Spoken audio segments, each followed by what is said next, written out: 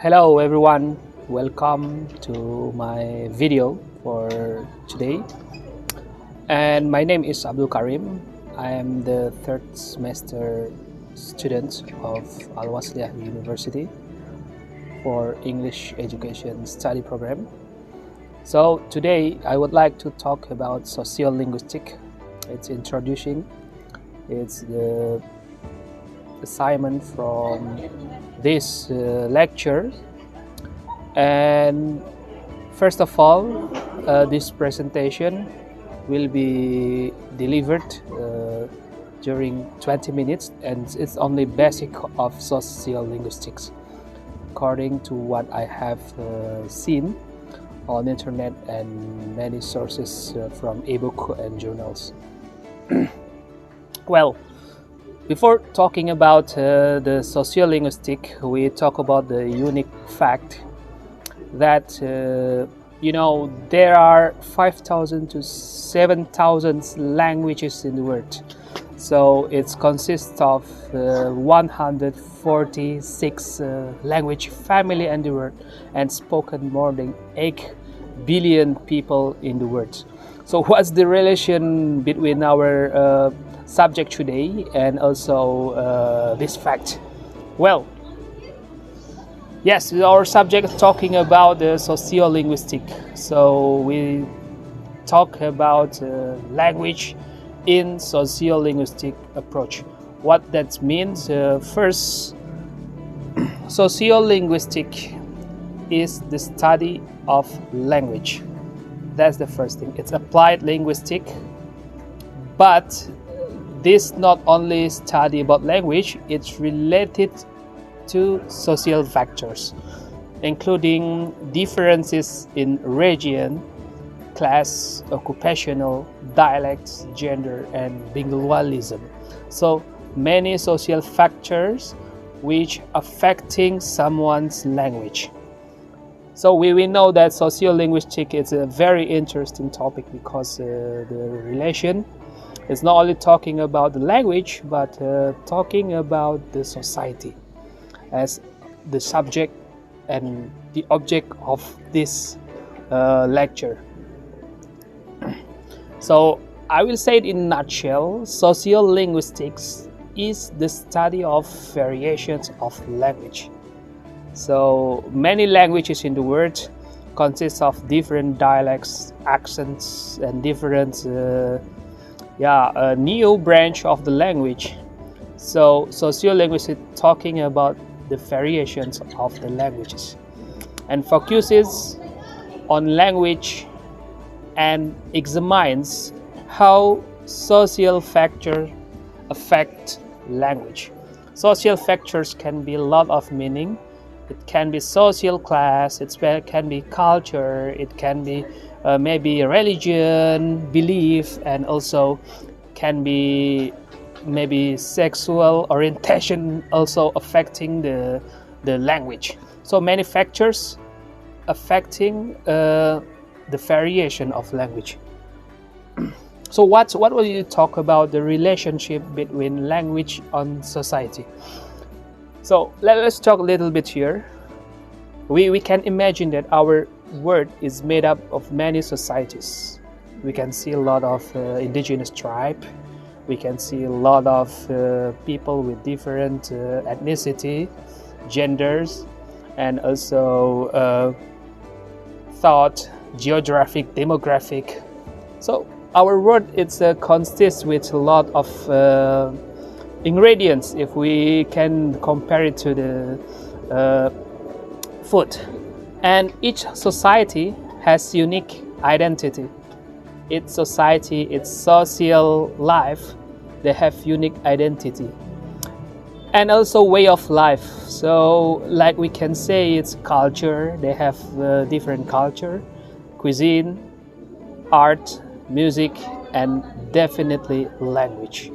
So language, it's become the social identity for the tribe or the society. The way of you talk, the way of we talk, like our pronunciation, word choice, and grammar, say something about your social identity. We know when Arabic speaking, they have different accents where we can notice they are from Arab, and also we can notice the Chinese people when say something, we can notice them that they come from China. And language represents social identity. In Indonesia also, we have more than 400 indigenous languages with different dialects and accents, and more than 1,000 tribes spread in our country. We can also notice someone, whether they are Batak people or Javanese people, by their language. Next, language influences society. From the language we can identify the identity of a society. For example, we know maybe Cyrillic alphabets, which owned by Russian language, or Old Jawi language, who belongs to Malay ethnic or ethnicity. So language influences the society. The people, for example, who live in society, for example, in the social area in Malaysia, they speak Malaysian language. So learning or speaking a language is like having another soul. Language can influence the society. You understand how for example, the trend can affecting people, the way of speak, the way of behave, the way of think, do something. The second relationship, we can see that society influences the language. Well, classy people, they have own language. Youngsters or young people, they have own language. Even the old people, they have a different way of speaking language. So you can, for example, it's a Queen Elizabeth trend influences language. Like also the trending terms in South Jakarta right now, they have a very unique conversation.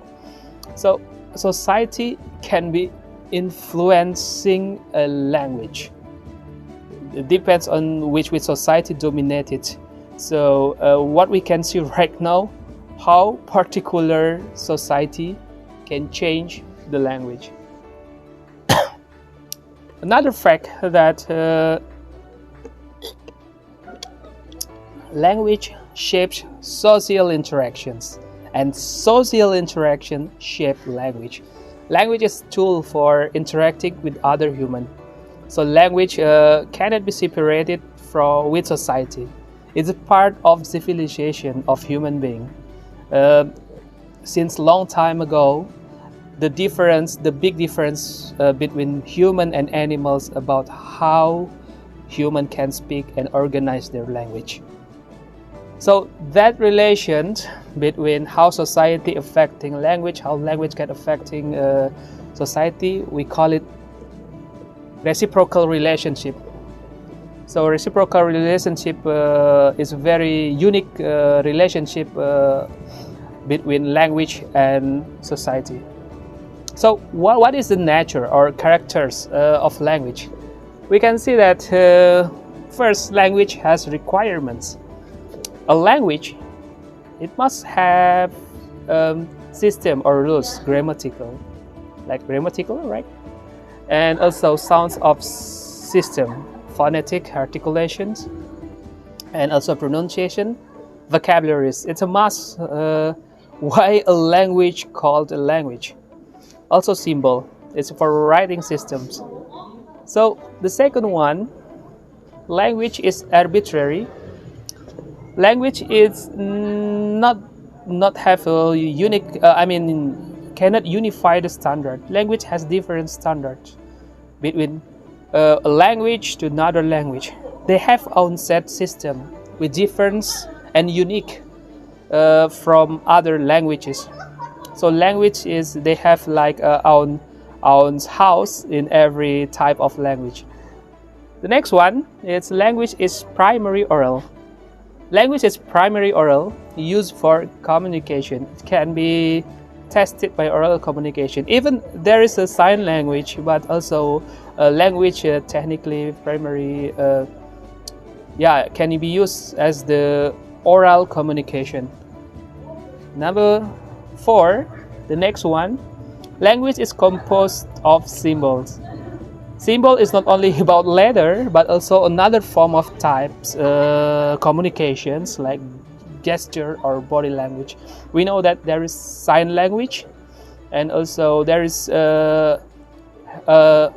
symbol language from Egypt, and a lot of language from ancient language which only have symbol like emoticon like now.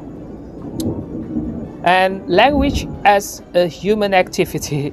Human language is different from animal language. The codification and system is very different. The animal no has structured pattern, but they have a communication code which began from instinct. So you can see your dog, right? When your dog want to ask your food, they have a gesture, or they have a particular sound to beg your food. And also, language is changing, creative and productive. So we can recognize that the language is not only like a machine. It's not static. It can be a masterpiece of art. It can be very, very great literature. A long time ago, many tribes in the world try to make it's like a contest and compete to decorate their language. So language is like a life symbol. It's creative, it's productive, and also it's flexible. And the next one, we talk about the language variations. What are language variations? We can share and we can break apart about 5 things. The first one, we call it vernacular language.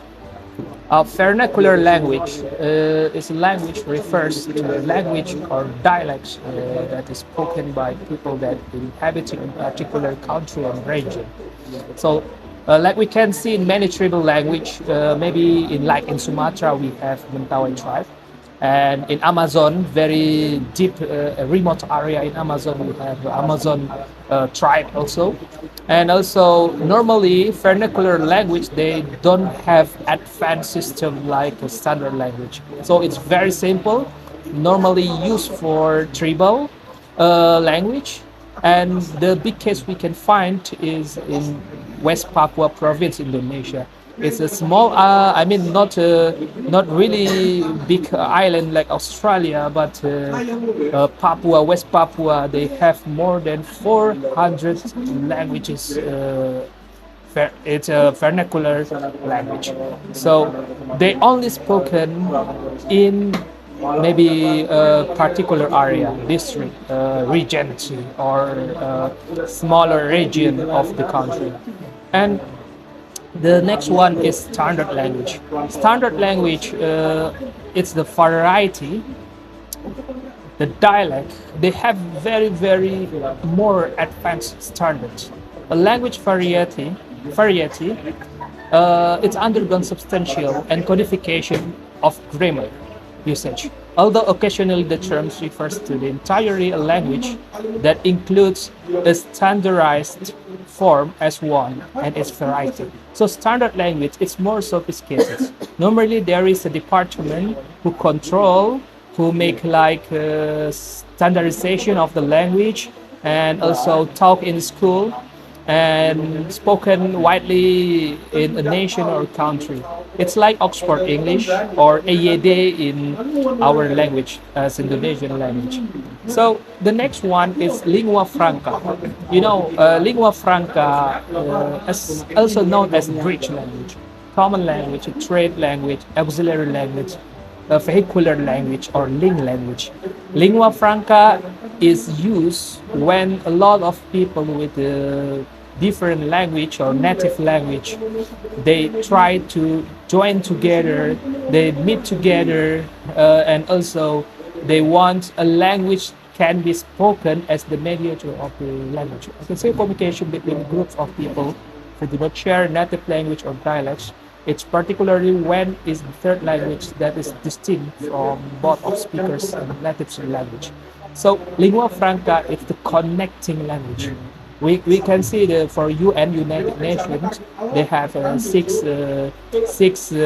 official languages like English, Arabian, Russian, and also Chinese, and also Spanish and French. So that's lingua franca. The example is when the professors association in the world try to make a convention or meeting, they use English as the bridge language. So lingua franca is a language which connecting society or the people who have different native languages. The next one is Pidgin. Pidgin is a language that has developed from mixture of two languages or more. It's used as the way of communication by people who do not speak each other's in language. For example, we know a lot of Pidgin in colonialization era. In Indonesia, for example, when the colonialization began, a lot of workers imported from northern countries like China and India, and a lot of Pidgin used for connecting important word between the colonialism and the workers. So, for example, for the Dutch people, they use some words, and the workers use some words, and they mix it up to be non-standard language. We can see, for example, in Dutch language, we know the word klaar. It means okay. In Indonesian language, unofficially, we have also the language klaar. It means clear, no problem, it's okay, and it's done. Also, for example, also ban is also not from our language, it's from Dutch language. More than 2,000 Dutch vocabularies affecting our language in Indonesia. So many of them become the Pidgin right now. We use it, but we don't know that the language actually from the colonialization era. So Pidgin, it's different with Creole. When Pidgin used, it's only focused for the current community. It's not intergeneration. So Pidgin just used for the community, and they need it for helping communication between different languages. But the Creole language is different. It's the advanced, more sophisticated, upgraded version for Pidgin. So it's like hybrid language. So if Pidgin, between one generation to another generation, use that language, but Creole, even they use it as a standardization, especially intergeneration. So between one generation to another generation, and the last generation use it as the standard of language. For example, we can see Creole Jamaica. A lot of workers, maybe from Africa, came to South America, and they make new Creole in that place. So it becomes standardization and mixed with the local language. So there is a English Creole, French Creole, and a lot of Creole language in the world. And the Creole also believed to arise when a Pidgin developed by adults for use as second language. So the children continue the Pidgin and convert it into new standardization. The next one, well, that's we talk about the little bit sociolinguistic, and I have a good quote for you all. Nelson Mandela said, "If you talk to a man in a language he understands, that goes to his head, and if you talk to him in his language, that goes to his head." It means when you speak to someone with maybe with his language, his second language, not his mother language, it just arrive on the head. But when you talk with his mother tongue, it will be go to his heart. So mother tongue, it means mother language, and mother language, it's very close to heard than to head. Thank you, everyone. That's our explanation for our lecture today. Hope you enjoy your days, and goodbye. Assalamualaikum warahmatullahi wabarakatuh.